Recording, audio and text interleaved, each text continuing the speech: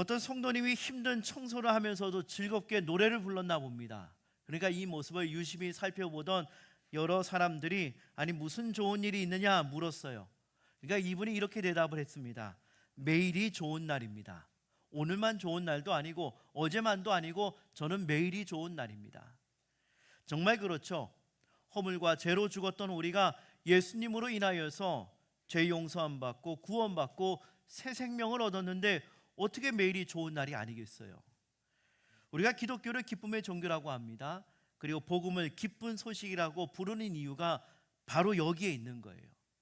죄의 문제가 해결됐기 때문에 우리 인생은 이제 말 그대로 잔치집처럼 변하게 된 거죠. 오늘 본문에서 예수님은 하나님의 나라를 혼인 잔치집에 비유하셨습니다. 이 천국이 잔치집 이렇게 말씀을 하셨는데요, 그 천국을 미리 이 땅에서 누리는 것이 바로 교회요 예배입니다.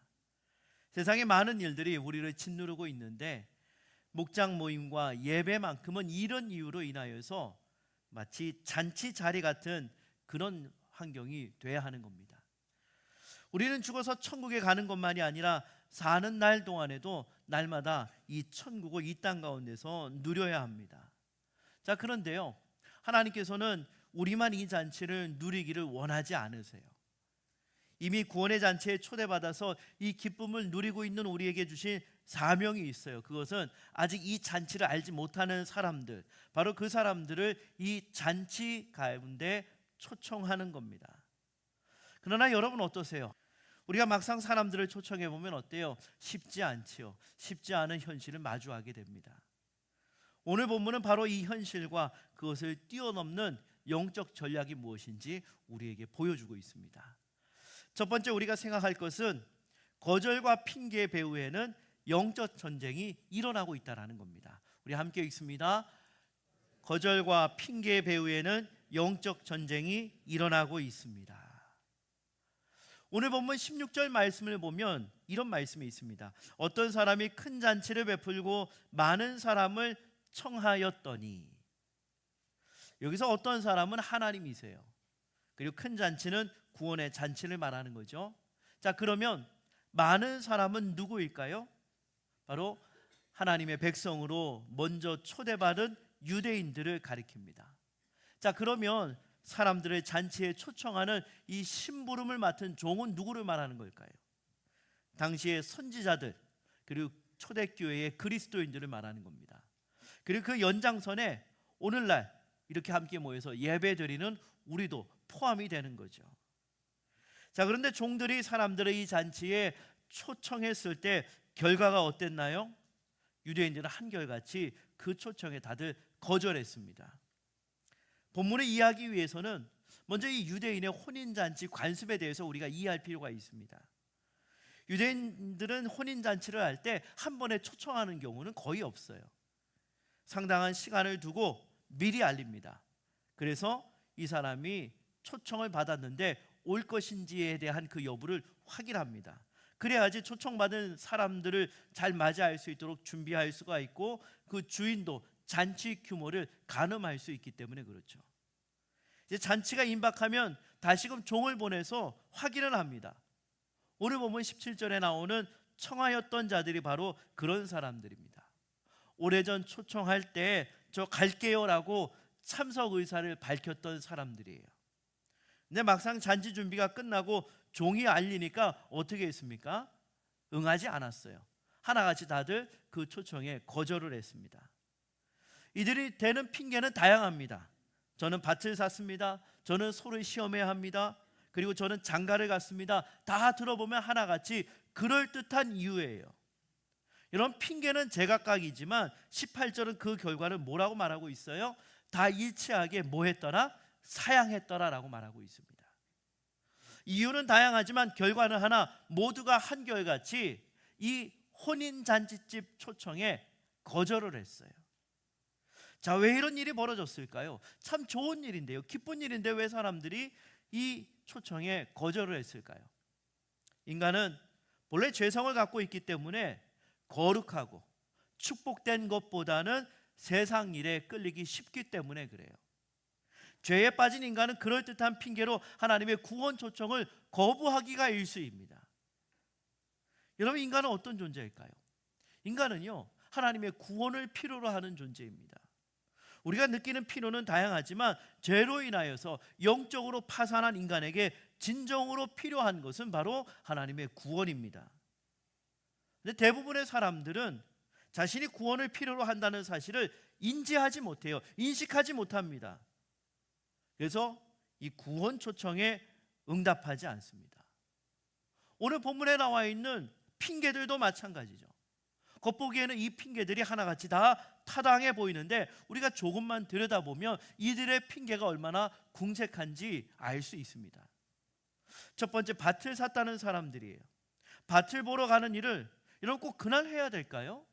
혼인잔치가 벌어지는 그날만 해야 될까요? 그렇지는 않겠죠. 그 전에 할 수도 있고 혹은 혼인잔치가 끝나고 그 다음 날에도 얼마든지 밭을 보러 가는 일을 할 수가 있어요. 두 번째, 소 5결이 샀다는 사람입니다. 소가 밭을 제대로 갈 수 있는지 시험해 보겠다는데 이것도 그래요. 꼭 그날만 시험을 해야 될까요? 그렇지 않겠죠. 혼인잔치가 있으면 전날 혹은 그 다음날 얼마든지 이 소가 밭을 잘 가는지 확인해 볼 수가 있습니다. 이 시험을 며칠 늦춘다고 해서 전혀 문제가 되지 않아요. 세 번째, 장가를 들었다는 사람이에요. 신혼이기 때문에 내가 아내를 두고 혼인잔치에 갈 수 없습니다. 이것도 그래요. 아내랑 같이 가면 되잖아요. 혼자 가지 않고. 모두가 조금만 마음을 바꾸면 사실 얼마든지 참석할 수 있는 일이죠. 이들의 공통점이 뭔지 아세요? 이들이 말한 핑계들은요, 하나같이 다 좋은 일이라는 거예요. 여러분, 밭도 필요합니다. 살아가는데. 그리고 소도 필요합니다. 결혼 축복이죠. 잘못된 일이 아니에요. 그러나 문제는 이 좋은 것들이 가장 좋은 것, 그러니까 구원의 잔치를 가로막고 있었다라는 사실이에요. 좋은 것이 가장 좋은 것, 제일 좋은 것을 가로막고 있었다라는 사실이죠. 오늘날도 마찬가지입니다. 직장도, 가족도, 취미도, 건강관리하는 거 모두가 다 필요한 일들이에요. 모두가 다 중요한 일들입니다. 그러나 이것들이 영혼 구원보다 앞서는 순간 좋은 것이 가장 좋은 것, 최선의 것, 최고의 것을 막는 장애물이 되어버리는 거죠. 근데 더 주목할 것은 바로 이들의 태도입니다. 밭을 샀다, 소를 샀다. 이 첫째, 둘째 사람은 그래도 뭐라고 말해요? 청하건대 양해해 주십시오 라면서 비교적 공손하게 거절하고 있죠. 그러나 장가 들었다는 세 번째 사람은 사뭇 그 내용이 달라요. 20절 이 본문을 원어 성경으로 보면 나는 절대 갈 수 없습니다. 아주 단호하게 거절하고 있어요. 양해를 구하는 모습이 나오지 않아요. 사실 이런 무례한 거절, 오늘날 우리가 복음을 전할 때도 만나게 되죠.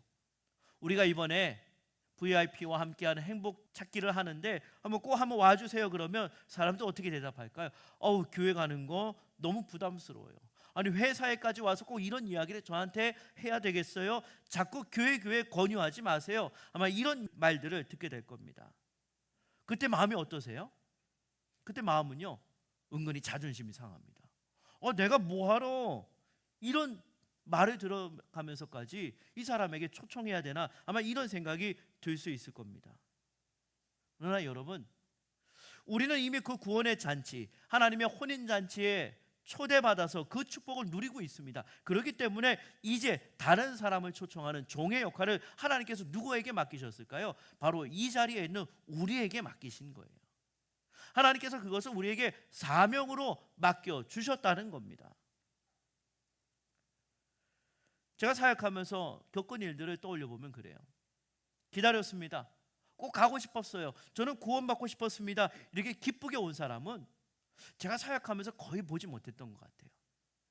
물론 예외도 있었어요. 제가 잊을 수 없는 한 분이 계십니다. 그분은 삶이 너무 힘들어서 교회 가고 싶었대요. 근데 차마 들어가지 못하고 이분이 그래도 교회 예배 참석하기 위해서 옷을 단정한 옷차림으로 입고 오셨는데 교회 앞을 한참 서성이 있다가 그냥 돌아가셨대요. 그리고 몇 주 뒤에 용기를 내서 교회 오셔서 등록을 하셨는데 그분이 하시는 말씀이 이거였어요. 정말 교회 들어가고 싶었는데 아무도 저를 초대하지 않았어요. 아무도 저를 초청하지 않았어요. 또 다른 사례도 있습니다. 어느 교회에서는 한 스님이 구원받기를 사모하여서 찾아왔다는 이야기를 들었어요. 그런 것을 보면 사람들 마음 가운데는 이렇게 구원을 갈급해하는 사람들도 분명히 있습니다. 그러나 어때요? 대부분은 그렇지 않죠. 사람들을 우리가 전도해 보면 온갖 핑계를 듣게 됩니다. 갑자기 일이 생겼어요. 외할아버지가 돌아가셨어요. 요즘 기침이 나는 것 같아서 갈 수가 없어요. 오늘 본문에 나는 밭을 샀습니다. 나는 소를 시험해야 됩니다.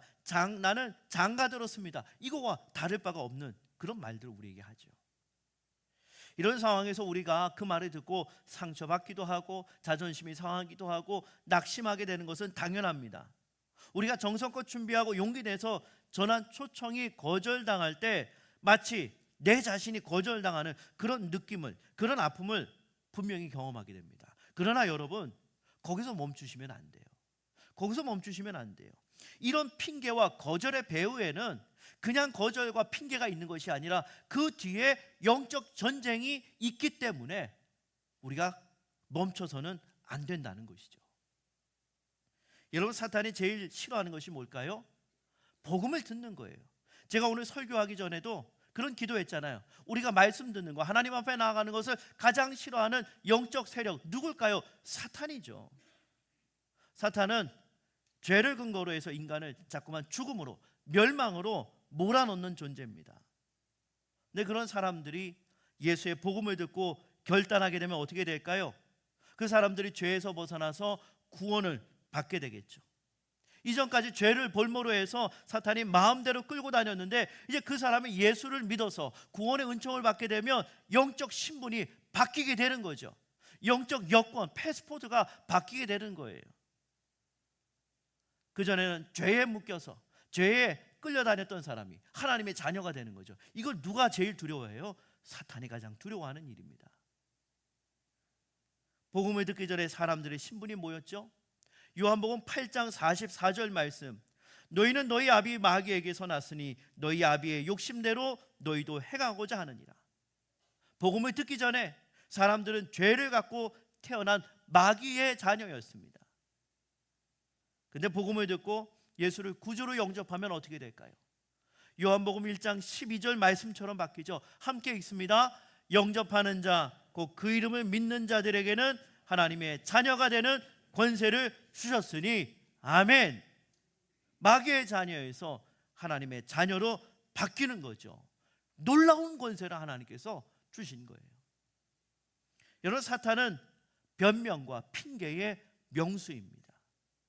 사람들의 마음을 미혹해서 어떻게든 하나님의 초청을 거절할 핑계거리 만들어내는 거, 이거 사탄에게는 이거 어려운 일이 아니에요. 아주 쉬운 일이에요. 능숙한 일이에요. 실제로 초청한 사람들 분명히 단단히 약속해놨는데 꼭 그날이 되면 이런저런 핑계를 대면서 빠지는 경우가 얼마나 많아요. 여러분, 지금까지 전도 행사를 우리가 얼마나 많이 했겠어요? 그때마다 경험하셨던 일들이 바로 이런 거였잖아요.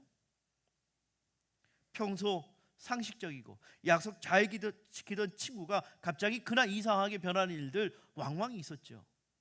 당황스럽고 이해하기 어렵습니다. 그런데요, 여러분 기억하셔야 돼요. 그 뒤에 뭐가 있다고요? 영적 전쟁이 있다는 거 꼭 기억하셔야 돼요. 지금 영적 전쟁이 심하게 벌어지고 있구나. 지금 사탄이 이 사람이 예수를 믿어서 구원받지 못하게 하기 위해서, 계속 죄를 벌모로 죽음으로 몰아가기 위해서, 멸망으로 몰아가기 위하여서 지금 핑계를 대고 있겠구나.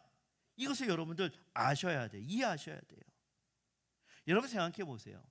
아무리 바빠도 사람들은요, 생존에 필요한 것은 다 합니다. 아무리 바빠도 밥 먹어요. 아무리 바빠도 잠을 잡니다. 아무리 바빠도 일을 해요. 그런데 왜 생명을 구하는 가장 이 귀중한 시간에 왜 시간을 내지 못할까요? 이건 우선순위의 문제가 아니에요. 그 뒤에 뭐가 있다고요? 영적 전쟁이 벌어지고 있다는 겁니다. 그래서 우리가 쉽게 포기해서는 안 되는 겁니다. 뭐 안 오면 어쩔 수 없지. 여러분, 그렇게 말하면서 손을 쉽게 놔버리면 안 돼요. 오늘 제가 칼럼에도 썼는데, 물론 구원은 하나님이 하시는 일입니다. 그러나 우리에게도 해야 할 일이 있어요. 지금까지 기도하며 준비해온 이 천하보다 귀한 생명, 우리의 VIP가 참된 구원으로 이끌기 위해서 우리가 해야 할 일, 영적 전략이 좀 필요합니다. 그래서 오늘은 이 영적 전쟁을 승리로 이끄는 전략에 대해서 함께 살펴보려고 합니다. 두 번째 우리가 생각할 것이 이거예요. 기도하고 강권하는 전략으로 영적 전쟁을 승리하십시오. 함께 읽습니다. 기도하고 강권하는 전략으로 영적 전쟁을 승리하십시오. 이런 영적 전쟁과 현실적인 장애물들을 뛰어넘어서 결실을 맺기 위해서 제일 중요한 건 첫 번째는 바로 기도라는 겁니다. 기도. 지난 2주 동안 수요 기도회에서 우리 VIP와 함께하는 행복잔치를 위해서 기도했습니다. 이번 주 수요일에도 한 번 더 기도할 거예요. 함께 모여 기도하는 그 모습이 얼마나 감사했는지요. 제가 지금까지 목회를 하면서 수많은 전도 행사를 저도 경험하지 않았겠어요? 제가 전도 행사를 진행하면서 깨달은 것이 있어요. 아무리 좋은 프로그램을 준비하고 훌륭한 강사를 모셔와도 제 생각에 이번에 최영기 목사님만큼 참 좋은 강사가 어디 있을까 생각은 하지만, 그러나 저는 그것만으로는 부족하다고 생각해요. 전도는 우리의 계획이나 능력으로 되는 것이 아니라 하나님이 역사하셔야 하는 일이기 때문에 그래요. 그래서 우리가 직접 무릎 꿇고 기도해야 합니다. 여러분, 기도는 얼마나 능력이 있는지 우리가 성경에서 찾아볼 수가 있어요. 하나님께서 소돔을 불로 심판하실 때 롯과 그의 가족을 구원하셨거든요. 그 이유가 뭘까요? 창세기 19장 29절 말씀 우리 함께 읽습니다. 하나님이 그 지역의 성을 멸하실 때, 곧 롯이 거주하는 성을 엎으실 때에 하나님이 아브라함을 생각하사 롯을 그 엎으시는 중에서 내보내셨더라. 아멘. 하나님이 아브라함을 생각하셨어요. 뭐 때문에 아브라함을 생각하신 거예요? 아브라함의 기도 때문에 그런 거죠. 하나님께서 롯과 그의 가족을 구원하신 이유가 뭐 때문에 그래요? 하나님 앞에 기도했던 아브라함의 그 간구 때문에 그것을 기억하셔서 그 롯과 그의 가족을 구원에 이르게 하신 거예요. 죄악의 도시 그 소돔에서 살던 조카를 위하여서 날마다 하나님 앞에 중보하던 그 아브라함의 기도, 간절한 하나님 앞에 드렸던 그 기도를 하나님께서 기억하신 거죠. 그래서 여러분, 한 영혼의 구원을 위해서는 기도가 필요합니다. 우리가 이번 주에 전달하는 이 초청장도 물론 중요해요. 근데 이것보다 단연코 더 중요한 건 기도예요. 기도. 우리가 한 영혼을 위하여서 하나님 앞에 간절히 끊임없이 기도할 때 하나님께서 어떻게 하세요? 그 기도를 들으시고 역사하십니다. 그래서 우리가 기도하는 일들을 멈추지 않아야 된다는 거예요. 바울도 이것을 잘 알고 있었습니다. 골로새서 4장 3절을 보면 바울은 우리를 위하여 뭐하되? 기도하되. 우리를 위하여 기도하되 하나님이 전도할 문을 우리에게 열어주사라고 했습니다. 각 교회에 보낸 편지마다 마지막 부분에 이 바울은 한결같이 부탁하고 있어요. 나를 위해서 좀 기도해 주십시오. 내가 선교 사역을 하는데, 하나님의 이름을 전하는데, 전도하는데 여러분들의 기도가 필요합니다. 저를 위해서 기도해 달라고 이 바울이 보낸 서신들을 보면은 그 편지 마지막 부분에, 아니 중간중간 계속 기도 요청하는 것을 볼 수가 있어요.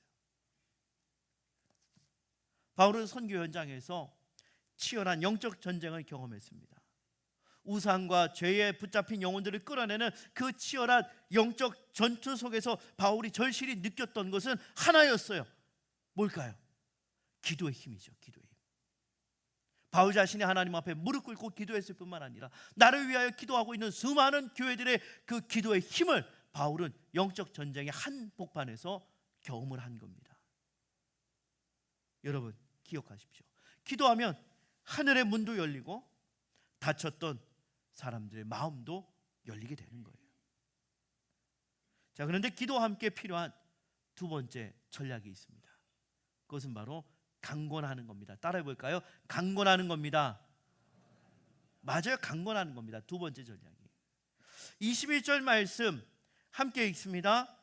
종이 돌아와 주인에게 그대로 고하니 이에 집주인이 노하여 그 종에게 이르되 빨리 시내의 거리와 골목으로 나가서 가난한 자들과 몸 불편한 자들과 맹인들과 저는 자들을 데려오라 하니라. 아멘. 소총을 거부당한 주인이 종에게 명령합니다. 빨리 나가서 사람들을 데려오라는 거죠.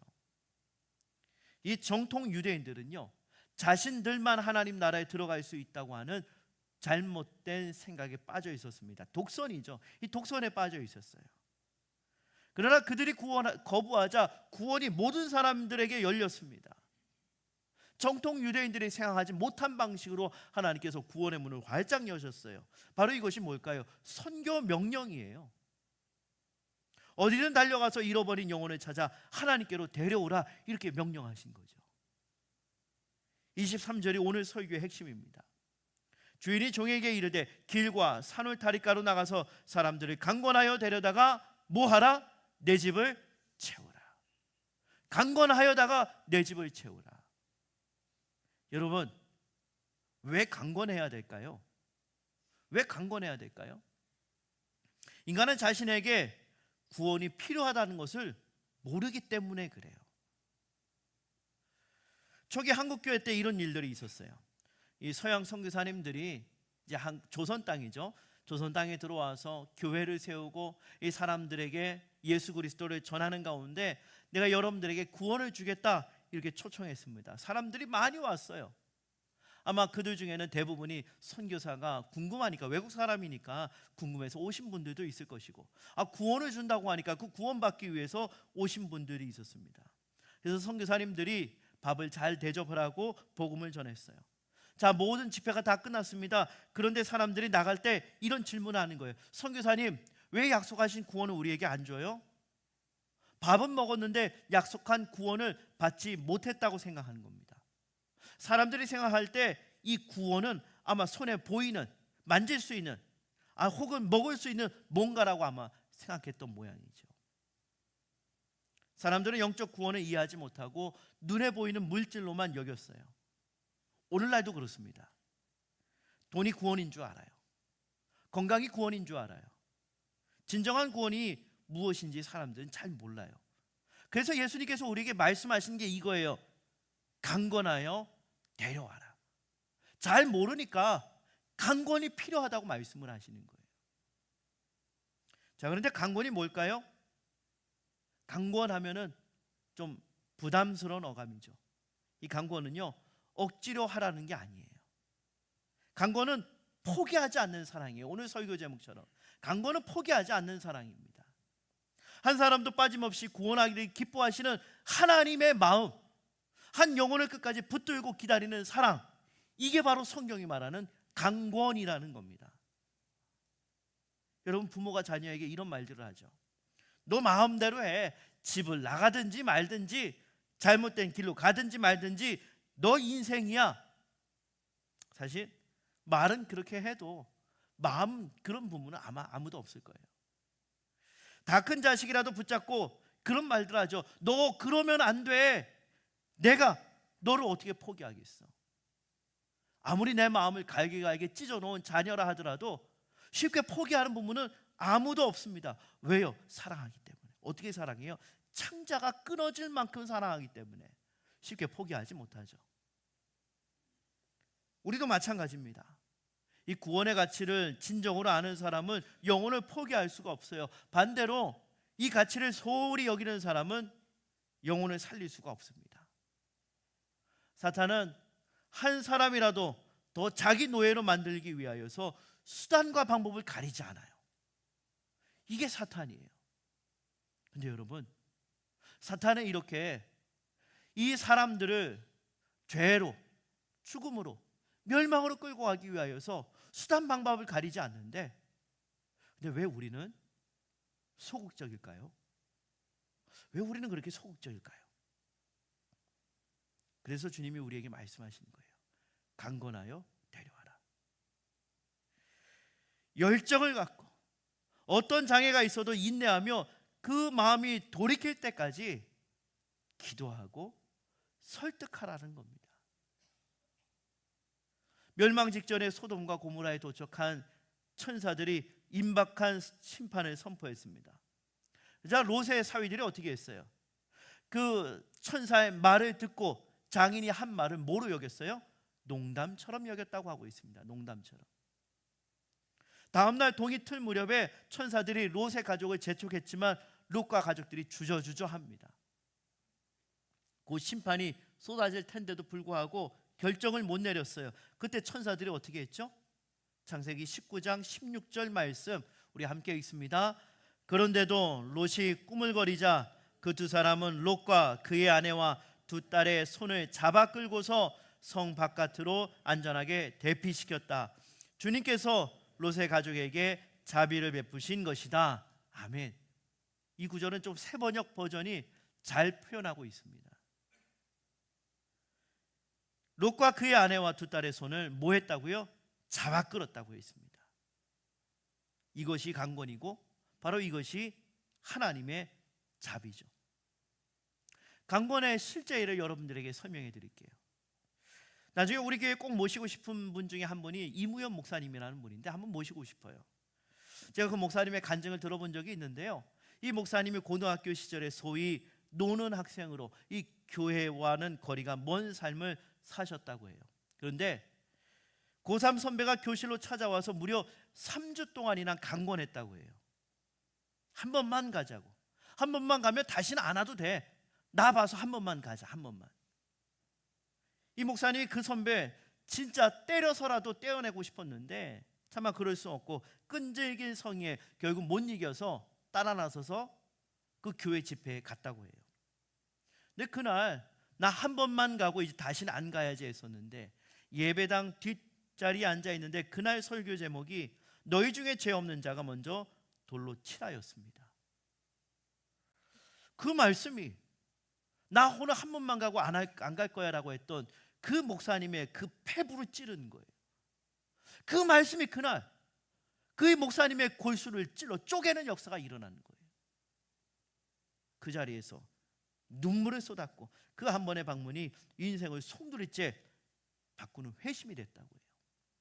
그래서 지금은 징검다리 선교회의 대표로 그리고 대한민국 자녀 세대를 살리는 그런 귀한 목사님으로 사역을 하고 있습니다. 바로 이것이 강권의 열매라는 거예요. 저도 그래요. 뭐 많이 들으셨겠지만 한 번 더 말씀을 드리면 저는 사실 아시는 것처럼 목사의 아들로 태어났지만 제가 생각할 때도 형식적인 그리스도인으로 지내왔습니다. 고등학교 2학년 여름방학 때 어머니가 여름 수련회 가라고 하셨어요. 가기가 싫었는데 어머니께서 계속 부탁하시고 때로는 강권하시기도 하시고 회유하기도 하시고 결국 못 이겨서 여름 수련회에 따라가게 됐죠. 첫째 날은요 말 그대로 그냥 멀뚱멀뚱 앉아 있었어요. 내가 여기 왜 왔지? 혼자 속으로 불평하기도 하고. 둘째 날 같이 왔던 친구들이 찬양하는 모습이 신기했어요. 얘랑 나랑 다를 바가 없었는데 얘는 왜 갑자기 찬양하지? 셋째 날부터 고민이 되기 시작했어요. 함께 갔던 친구들은 말씀에 귀를 기울이고 찬양하는데 나는 아무런 심정에 변화가 없으니까요. 참 신기했던 것은 마지막 날 넷째 날이죠. 저녁에 설교가 귀에 들어오기 시작했어요. 찬양을 부르기 시작합니다. 그리고 그날 집회가 끝났어요. 그리고 교회에 모여서 기도할 때 성령의 강력한 역사로 인하여서 저의 전 존재 모두가 다 뒤집어지는 역사가 그날 일어났습니다. 그 자리에서 방언을 하게 됐고 그날 이후로 제 인생이 송두리째 바뀌게 된 거예요. 이렇게 여러분 앞에 목사로 서 있는 것도 바로 그때 회심 때문에 그렇죠. 물론 하나님의 섭리가 있었지만 어머니의 강권이 아니었다면 한 번만 가봐라. 꼭 가야 돼. 꼭 갔으면 좋겠어. 애타게 말씀하셨던 어머니의 강권이 아니었다면 어떻게 됐을까요? 바로 이것이 강권이라는 겁니다. 이제 오늘 말씀을 정리하겠습니다. 사랑하는 여러분, 오늘 설교 제목도 그렇지만 강권은 뭐예요? 포기하지 않는 사랑이에요. 따라해 볼까요? 강권은 포기하지 않는 사랑입니다. 맞습니다. 강권은 포기하지 않는 사랑이에요. 하나님께서 자기 아들을 내어주기까지 하신 그 사랑으로 우리를 강권하셨어요. 구원을 거부하던 우리를 어떻게든 살리시려고 끝까지 붙드신 그 은혜로 우리가 이제 이 자리에 있게 된 거죠. 우리가 그냥 이 자리에 온 거 아니에요. 하나님의 강권이 있었기 때문에 여기 온 겁니다. 이제 우리가 그 사랑의 빚을 갚을 차례가 된 거죠. 여러분, 행복 찾기까지 남은 일주일 동안 우리에게 필요한 것은 두 가지입니다. 첫 번째 뭘까요? 기도입니다. 기도. 이 초대장 전해주는 것도 참 중요한데, 전해주는 앞뒤로 뭐가 필요해요? 기도가 필요합니다. 우리가 초대한 그 한 사람을 위해서 여러분 날마다 기도하셔야 돼요. 하루에 몇 번이요? 3번. 몇 분씩? 3분씩. 하나님, 그 마음의 문을 열어주시고, 오늘 본문에서 살펴봤던 것처럼 모든 핑계와 변명을 만들어내는 사탄의 방해를 물리쳐달라고 여러분 기도하시고요. 이번 주 수요 기도에는 모두 나와주세요. 한 분도 빠짐없이 다 나와주세요. 우리 모든 목장들, 우리 목자 목녀님들 다 나와주세요. 모든 성도님들 수요 기도회 때 다 나와주셔서 VIP를 위해서 기도하는 겁니다. 두 번째 뭐가 필요할까요? 근데 여기 왜 아멘 안 하세요? 아무도 안 오시려고. 다시 한번 하겠습니다. 다 나오시기를 바랍니다. 아멘 하시면 제가 눈으로 다 찍어놨습니다. 두 번째는요, 강권이에요. 강권. 여러분, 한번 초대했다고 끝이 아니에요. 바쁘면 괜찮아, 뭐 다음번에 오면 되지, 여러분 이러고 물러서지 마세요. 왜요? 그 뒤에 뭐가 있기 때문에, 영적 전쟁이 있기 때문에 물러서시면 안 돼요. 진심을 다해 다시 연락하고 함께 가자고 거듭 제안하고 그날까지 포기하지 마십시오. 여러분 기억해 보세요. 내가 이 자리에 있기 위해서 이끈 누군가가 분명히 있었겠죠. 저도 그래 말씀드렸잖아요. 제가 여기 있기까지 저를 위해서 강권했던 수많은 분들이 계세요. 여러분들도 마찬가지일 거예요. 나를 위해 기도하고 강권해준 그분에게 먼저 감사하시고, 그리고 이제는 그 역할을 우리가 감당할 차례가 됐습니다. 여러분 기억하십시오. 우리의 기도와 우리의 강권이 한 영혼의 영혼을, 미래를 바꿀 수가 있어요. 지금도 늦지 않았습니다. 남은 일주일 동안 포기하지 말고 끝까지 VIP를 붙드시기를 바랍니다. 그리하여서 한 영혼이 복음을 듣고 구원받게 되기를, 그리하여 우리의 수고가 영원한 생명의 열매를 맺게 되기를 삼위 하나님의 이름으로 축원합니다. 아멘.